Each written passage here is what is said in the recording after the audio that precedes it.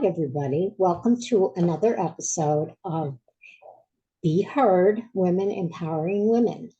Today, our guest is Rosemary Montoya, and she is the author of the inspirational, life-changing autobiography, San Gabriel Valley Girl, Fighting to Be Me Again. So I had the pleasure of talking to you, Rosemary, yesterday for some time on the phone, and I got to know the backstory. So we won't go into that too much because it'd take up our whole slot. But just to let our listeners know, Rosemary had a very bad car accident. It had put her in a coma. When she finally came out of the coma, it took her a very, very long time to rehabilitate and to become the original version of herself, or maybe even a better version of herself. So Rosemary, tell us a little bit about yourself, like today. Like what's your life like today? Today, fast forward 22 years since that tragic yet fortunate day, I always would call it.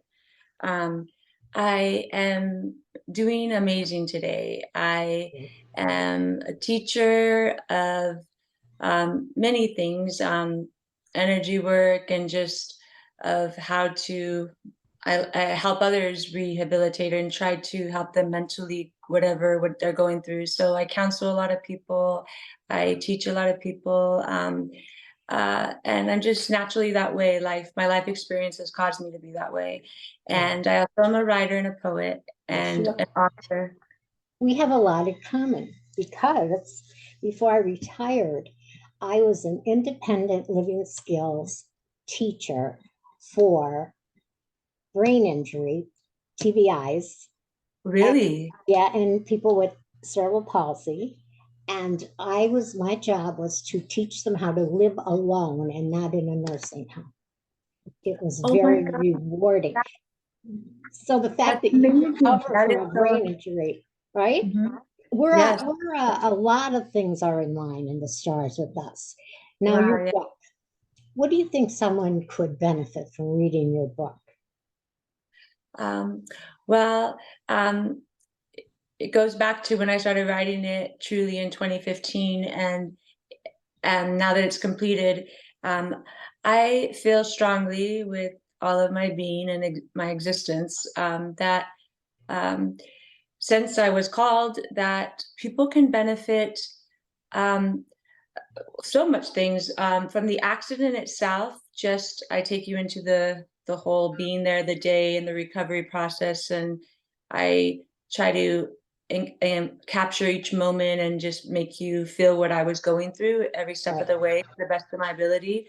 So reading that and all the hell and torment and hardship I went through, but still always, my mom used to always say, "This too shall pass." And just, so for people to know that no matter where they are today, if it's not where they want to be and it's not where they feel they should be and life's not fair, there are tools and techniques you can do in those present moments in time that will prepare you for the better future ahead of you. And by telling you my story, and then towards the end, the last two chapters is really where it shows you where I am today, and I give a lot of advice on what I learned and where I am today. And there's even a pre-story before my accident, which when I was a teenager and growing up. So that I heard from other people had benefited from them too, with family issues. On the same wavelength, because my first book, Raised by Wolves, Trapped by Demons, is a memoir, but it takes the reader from my early childhood through the teenagers, through my early adult, and the darkness, and the being denied the road to my potential, what I wanted in my life, my dreams, okay? And then also to the point of hitting that moment where things have to change and you still don't change. And then you have to go darker into that cave or wherever you are. And until you hit a bottom, which I did emotionally, physically, mentally, and then finding the pathway up out of the cave. So we have a lot of that in common. the great abyss, they say, right? Or, Yes, and it's like, I even have that in the opening like chapter about when you feel you're so dark and there's no light at the end of the right, tunnel, right, right. you can just somehow light a match, Hmm. just light a match, that's all. Well, And Dante writes in The Cave about some people, this, he goes back thousands of years, but it's true today too. Some people are born in a cave and they don't ever leave the cave. They don't ever leave the darkness.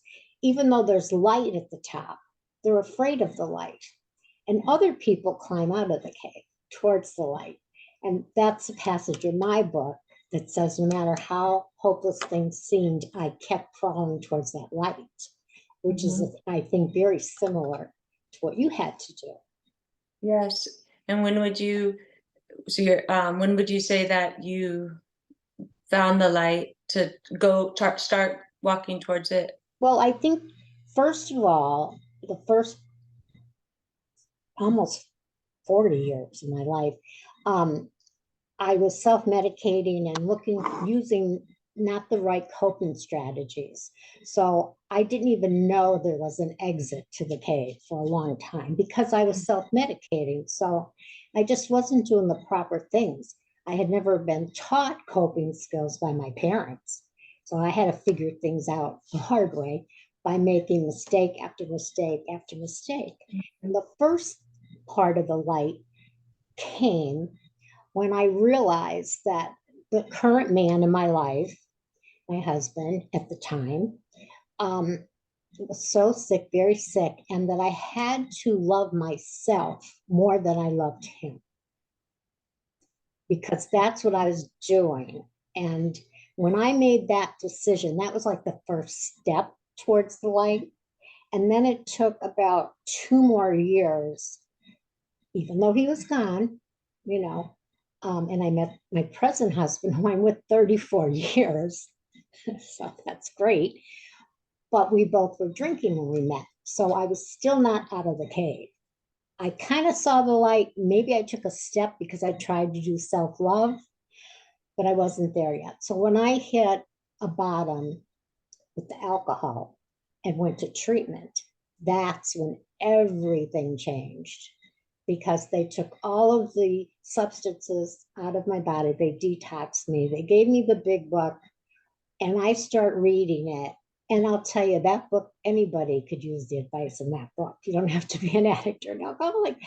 And I remember saying to myself, oh, I wish I had this book when I was like 18, you know. But Yeah. that was the biggest. And then service, helping other women after I got sober. Um, Mhm. Now, I think that some of us are what I call light workers, that we are born on earth and meant to go through a struggle and meant to go through the other side in order to help people, to help other, in our case, women. Mhm. Okay. I think you have a similar philosophy in that you do, is it energy work you do? Some energy Yes. work? Tell us about that.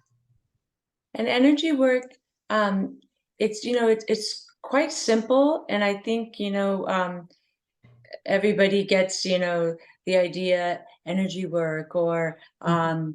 they think it like it's complicated or something, and it's really not. It's actually very simple, and it's just let me start by saying this is about 5 years ago when I just started to understand about just Mhm. the basic laws of physics, about and the and how obviously everything in this world is energy and everything vibrates at a certain frequency.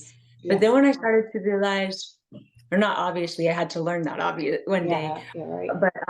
But then one day when I was studying, and it was like, our thoughts are energy, and every thought we think vibrates at a certain frequency. A depressive thought, anger, is the more of the lowest vibrational scale. Anger is a little bit higher of a vibration than that. Mhm. Then the hope, and then faith, belief, and then like the highest levels on the vibrational scale would be love, appreciation, passion. And there's also, and then so knowing that every thought we think vibrates at a certain frequency, and then every emotion we feel is also energy, which vibrates at a frequency, and energy flows where energy goes, and focus on the good, and the good gets better. So there's a ton of stuff that popped into my mind when we were talking. First of all, I went to college at 28 years old with 2 children and being a single mother with absolutely no financial support from my ex. I mean, seriously, bravo. Because when you want to do something and you're stopped from doing it, my parents, husbands, whatever, that's when you have to dig deep. And when I went, one of the first things I learned about was Maslow's hierarchy of needs, which basically is sort of like what you were talking about. Because the first level is basic food, water, just surviving. Survival. Yeah. And then you go to the second level, which makes you go out into the world and maybe get a job. And there's these levels, and it's 5 levels. And you cannot get to that 5th level until you get past all those other ones, which is fascinating. When you think about it, it's so realistic. It's common sense, but you never think about it that way. So when I was struggling with 2 little kids trying to put myself through college, and the ex-husband was stalking me and making my life miserable, it was really hard to go up those steps. That hierarchy. You're worried for many reasons. You're worried for your life. You're worried for And I was stopped for a while, and then I went back again after I met my present husband. I was able to go back and finish and get my master's degree in health and human services. So you never give up. You don't give up. That's the message. You can't give up. And I'll tell you, during the darkest days of my life, when I was, when I was 18 is when I got in my car accident. And like I said, it was 20 years ago. And initially when I got in my car accident, I slipped into a coma. And when I woke 3 days later, I had the mindset of an average 5-year-old. So it was, and I had like a cloud that covered my mind, and that cloud bothered me so much. But my mom took me to the neurologist and said, what's wrong with this cloud? And there was a good thing and a bad thing about that cloud. The good thing about that cloud was it was preventing me from seeing reality as it was. And I was in la la land, and, just like, my mom had to always be, shh, calm down. Don't, because I didn't have any attention span. I didn't know who I was. And I was just all over the place. But he said, he's on about 1 to 2 years. She'll literally wake up one morning and the cloud will be gone. Yeah. But when that happens, the hell will really start to, he didn't say the hell will start to sink in, but I remember it was kind of like that. But I remember when the cloud did, a year and a half later, I literally woke up one morning, it was gone. And I felt so clear and so free, like I wasn't surrounded by this cloud. But then that's when reality sunk in. And that was the first time I realized, oh my gosh, I'm not me anymore. Who am I? Where did Rosemary go? Where did my best friend go that I find her? My whole life? Where is she? And the brain part. We're going to go with the brain part. There's a lot of facets to our stories that I think will help people. I find after I got sober, I also went to therapy. I was in therapy for 9 years, because I had post-traumatic stress disorder from abusive parents and husbands and everything. There was physical violence, there was all kinds of stuff. And I did group therapy, I did inpatient therapy because I got real depressed. Anyway, what I'm getting at is I could not remember, talk about amnesia, I could not remember anything. I remembered one thing when I was 5 because it was traumatic. So I didn't remember anything before 5, which is fine. Most people don't. But from 5 until 12, I had amnesia, complete amnesia.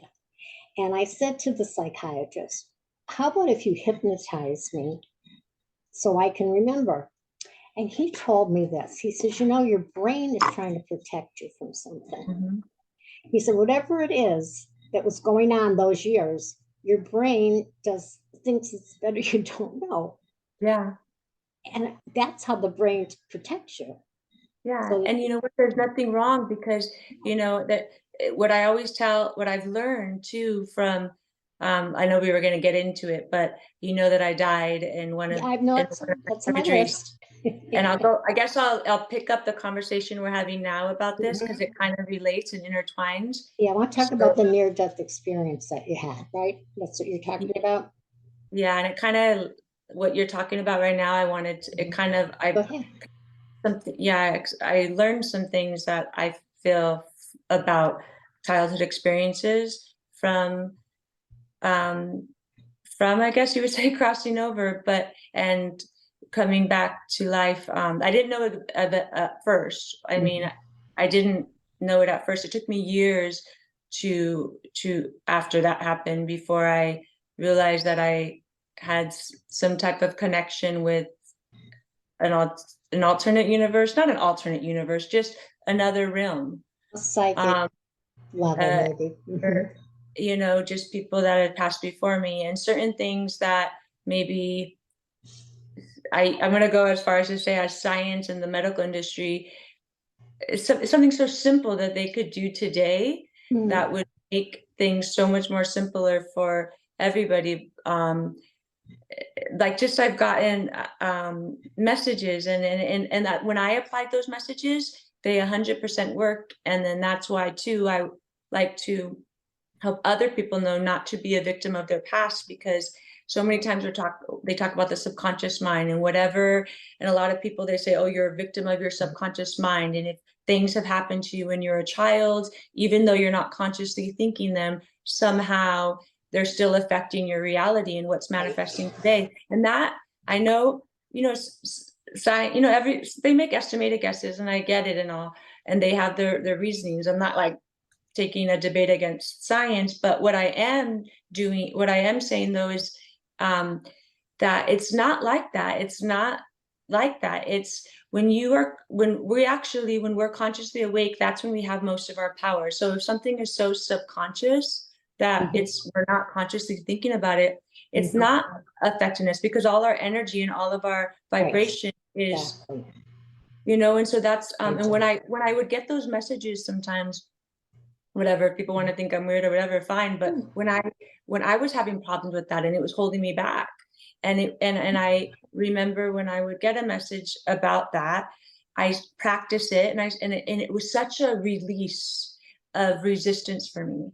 And the best and everything that we go through is resistance, or the path of Right. least resistance, that what we can Mhm. release is a wonderful thing. And so Now, once I was able to uh, release that thought of being a victim of my certain childhood memories or subconscious thoughts, mhm. I'll tell you, I've only skyrocketed forward with my Yeah, mental health and physical health. So that has to have some, it I'm a had a study, if you want to beneficial. say, in many ways, but and Yeah. there's lots of people out there that Now, can. science is catching up with spirituality. Mhm. I don't know if you're familiar with Deepak Chopra. Yeah. Oh, good. He Because was even on Bill Maher, the a podcast oh, on Bill yes, he Maher. was not. I Yes, watched it. yeah. And he's fabulous. I met him in person, Yeah. and he talks Oh, about that's so quantum cool. physics and synchronicity. And I Mhm. was so blessed to be able to see him in person and talk to him. And Oh it my just God, that's wonderful. that we had VIP tickets to see him, Marianne Williamson, and She's running for president again, I hear. I know she should stay in her own lane, I think. I love her, but no. Anyway, so Deepak, the night I was 2 days before we were supposed to see him, my son in law overdosed on drugs and died. And I wasn't going to go.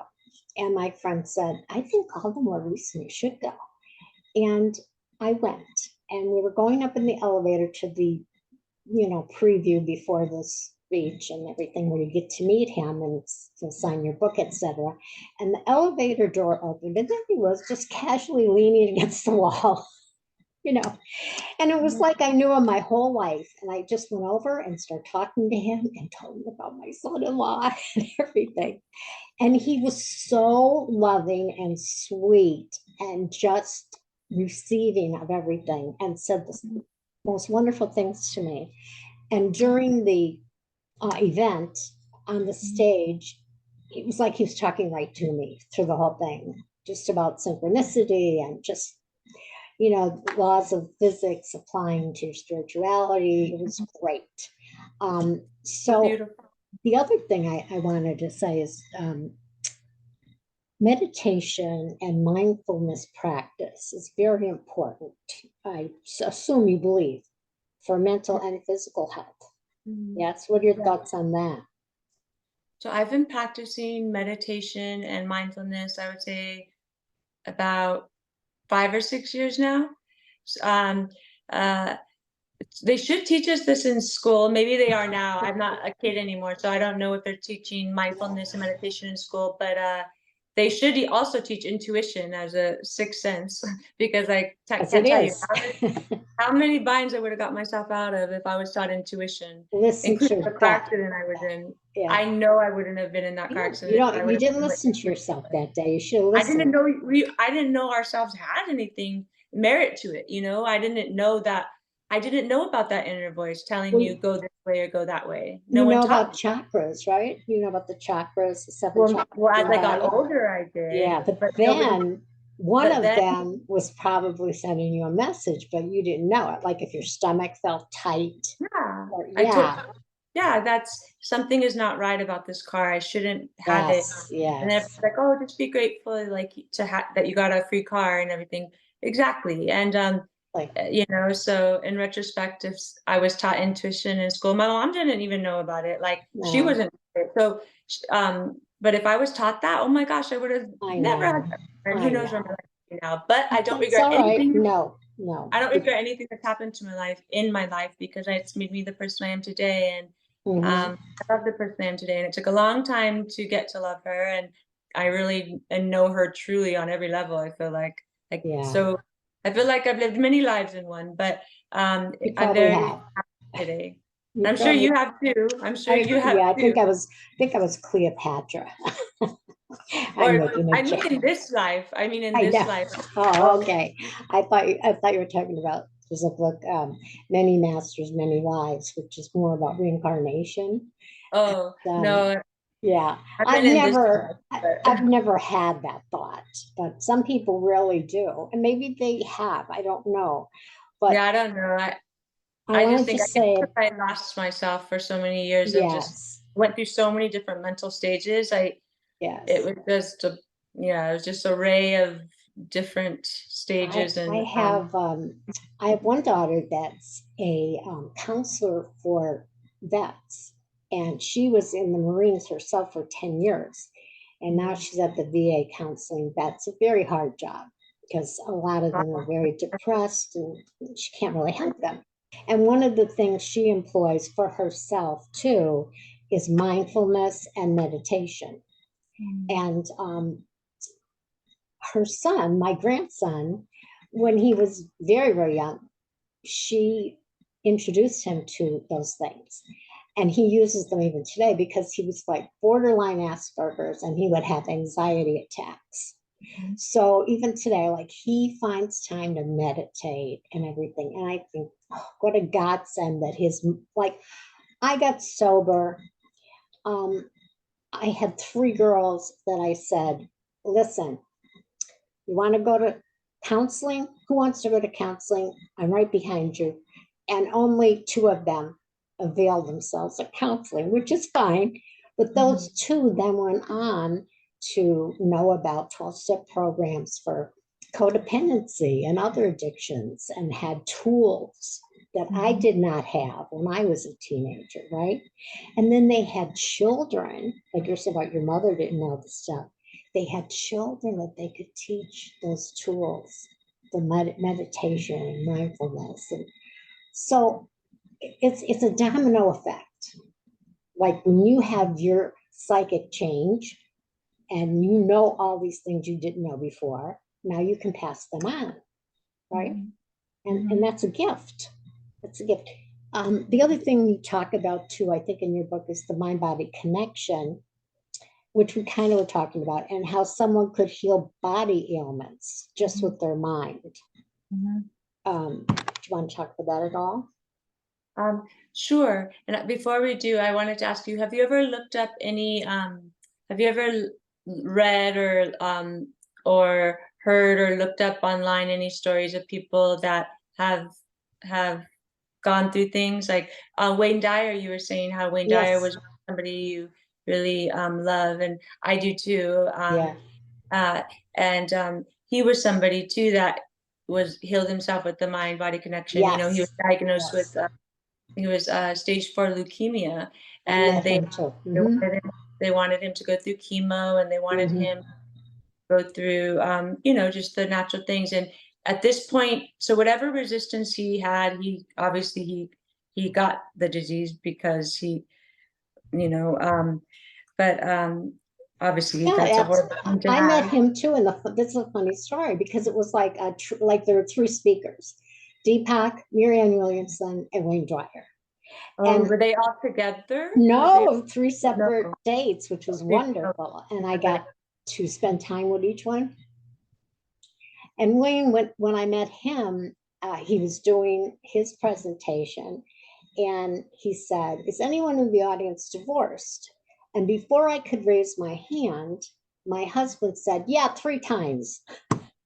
I wanted to kill him.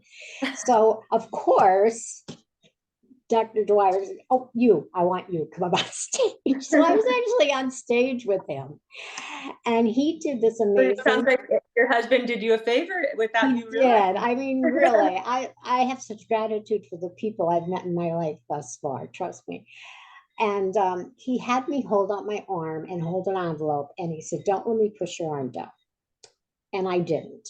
And then he gave me a separate envelope, a different envelope. And he said, "Don't let me push your arm down." And it went down like a ton of bricks. Mm-hmm. So he opens up these envelopes, and the envelope where my arm was so weak and went down had Sweet and Low in it, a packet of Sweet and Low. Now, that blew my mind. So, talking about things that have an effect on you that you would think you have to put it in your body. No, you don't even have to do that. It just was amazing. It was just, He yeah, just something. Yeah.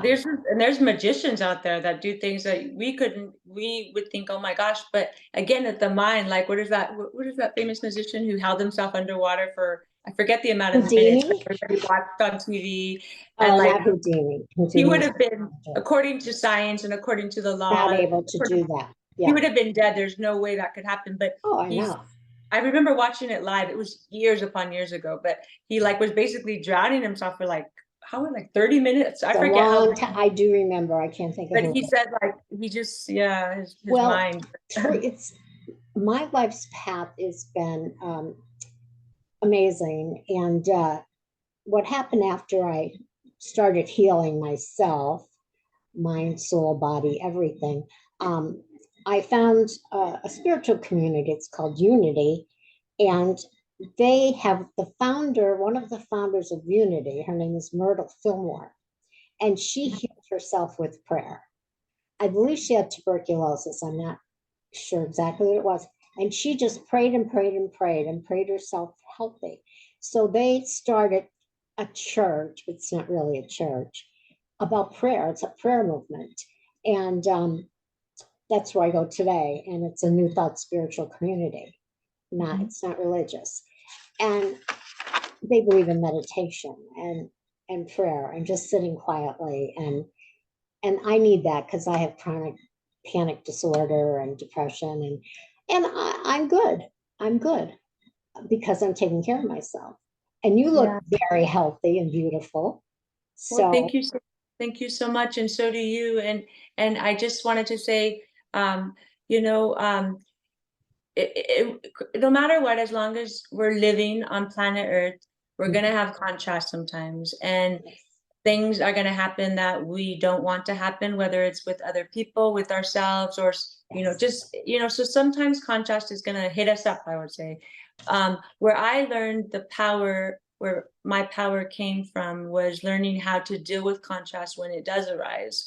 not And react, respond. That's a big and one. even if you, Yeah, yeah, and even if you and it's even like, let's say you know, you react for a quick, if you react real quick, yeah, in anger, I would say don't react. But yes, I exactly. mean, like, let's say if you, yeah, if you were to get if you're gonna trip or fall, or a car hits you, you might react initially on reflex, Yes. but like it's kind of like or whatever it may be, it's kind of like, okay, you feel what's going on, okay, but it's about the length you stay there and how much time you give to it. Exactly.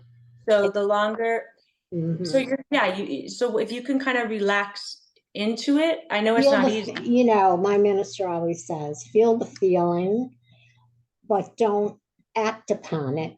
Mhm. Just feel it and let yourself feel it. And, a lot of things are triggers. They're triggers that we don't even know where they came from. But usually it's our core beliefs that we Yeah, learned from our parents, and they get or triggered. from life experience, our teachers, anybody could have gave us those Oh, they beliefs. could tell you, the teacher could told you were stupid when you were 6 years old, Oh and that's yeah. always going to Huh? be in your body. Yeah.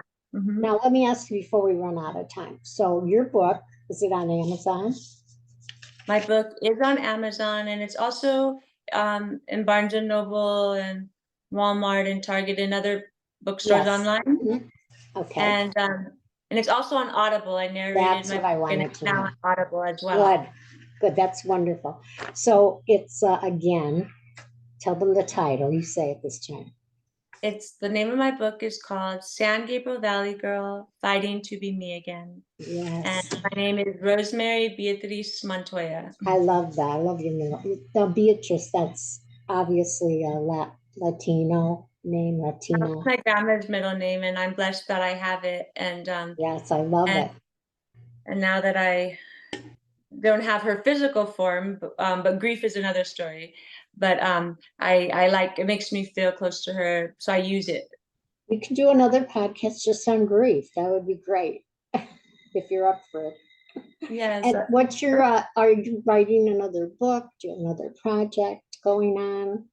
Right Anything? now, I'm in the middle of making a website and trying to do some more marketing and stuff. But I've had my poetry essay book, which is I always planned on being my second book, Mm-hmm. and I have it all ready. But I want to have a illustrator, an artist to do the Oh, pictures, gotcha. Mm-hmm. and so hopefully my niece had said she's 14 now, and she's a great artist, and she Mm-hmm. said she would do it for me, but I Oh, don't I'll know. look for that. Do you have That a would be amazing title? if she does.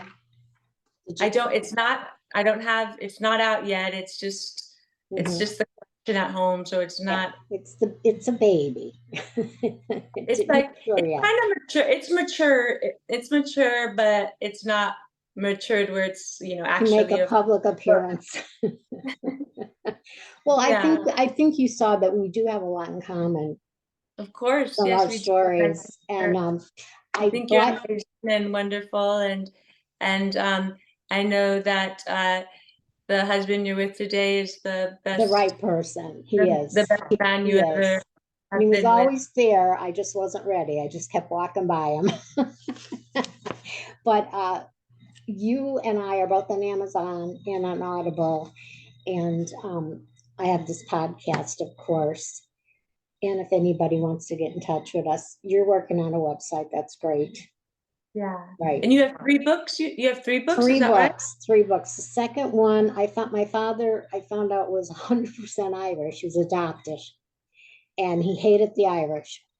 And I grew up thinking we were all Italian Oh my because, gosh, I have to tell you a story real quick. okay, we Because got like a minute. All right, go ahead. okay, real quick. So my mom, my grandpa, was adopted, and he thought he was Irish. So her whole life, my mom thought He's she was Irish. Irish. And then she goes and does a genealogy Yeah, test. I hope she doesn't get mad at me for that's telling you this, okay. but she goes and does a genealogy test, and she finds out she's not Irish. He was actually Italian. So Was no, he not Italian, adopted? not Italian. Excuse me, English, not But was Italian. he adopted or not? Yes, he was adopted. Yeah, that's what So, but happens. he thought he was, so it was a little So bit of we'll have to see. We have another subject. We could do 2 more podcasts, Rosemary. okay. All Or right, three. thank you so Thank much you for so coming much.